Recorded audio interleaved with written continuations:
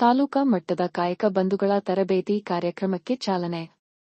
ಜೋಯಿಡಾ ಗ್ರಾಮೀಣಾಭಿವೃದ್ಧಿ ಮತ್ತು ಪಂಚಾಯತ ರಾಜ್ ಇಲಾಖೆ ಬೆಂಗಳೂರು, ಜಿಲ್ಲಾ ಪಂಚಾಯತ ಉತ್ತರ ಕನ್ನಡ, ತಾಲೂಕಾ ಪಂಚಾಯತ ಜೋಯಿಡಾ ಮಹಾತ್ಮ ಗಾಂಧಿ ರಾಷ್ಟ್ರೀಯ ಗ್ರಾಮೀಣ ಉದ್ಯೋಗ ಖಾತ್ರಿ ಕಾಯ್ದೆ ಯೋಜನೆಯಡಿಯಲ್ಲಿ ತಾಲೂಕಾ ಮಟ್ಟದ ಕಾಯಕ ಬಂಧುಗಳ ತರಬೇತಿ ಕಾರ್ಯಕ್ರಮಕ್ಕೆ ಜಗಜೀವನರಾವ್ ಸಭಾಭವನದಲ್ಲಿ ಕರ್ನಾಟಕ ಆಡಳಿತ ಸುಧಾರಣಾ ಆಯೋಗದ ಅಧ್ಯಕ್ಷ ಹಾಗೂ ಹಳಿಯಾಳ ವಿಧಾನಸಭಾ ಕ್ಷೇತ್ರದ ಶಾಸಕರಾದ ಶ್ರೀ ಆರ್. ವಿ. ದೇಶಪಾಂಡೆ ಹಾಗೂ ಕೆನರಾ ಸಂಸದ ಶ್ರೀ ವಿಶ್ವೇಶ್ವರ ಹೆಗಡೆ ಕಾಗೇರಿ ಚಾಲನೆ ನೀಡಿದರು.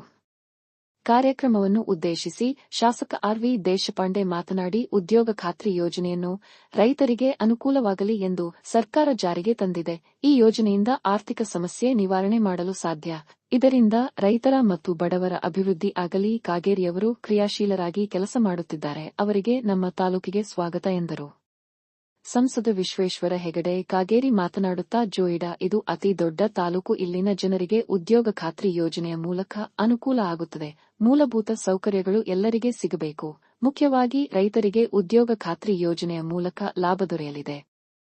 ಗ್ರಾಮೀಣ ಭಾಗದ ಜನರಿಗೆ ಕೆಲಸ ಸಿಕ್ಕಂತೆ ಆಗುತ್ತದೆ. ಈ ಯೋಜನೆ ಯಂತ್ರಗಳು ಕೆಲಸ ಮಾಡಲು ಅಲ್ಲ, ಜನರಿಗೆ ಕೆಲಸ ಸಿಗಲಿ ಎಂದು. ಜೋಯಿಡಾ ಭಾಗದಲ್ಲಿ ಉದ್ಯೋಗ ಖಾತ್ರಿ ಯೋಜನೆಯಡಿ ಹೆಚ್ಚಿನ ಪ್ರಮಾಣದಲ್ಲಿ ಕೆಲಸಗಳು ಆಗಿಲ್ಲ. ಇನ್ನೂ ಹೆಚ್ಚಿನ ಕೆಲಸಗಳು ಆಗುವಂತೆ ಅಧಿಕಾರಿಗಳು, ಕಾಯಕ ಬಂಧುಗಳು, ಗ್ರಾಮ ಪಂಚಾಯತ ಪ್ರತಿನಿಧಿಗಳು ಮಾಡಬೇಕಾಗಿದೆ ಎಂದರು.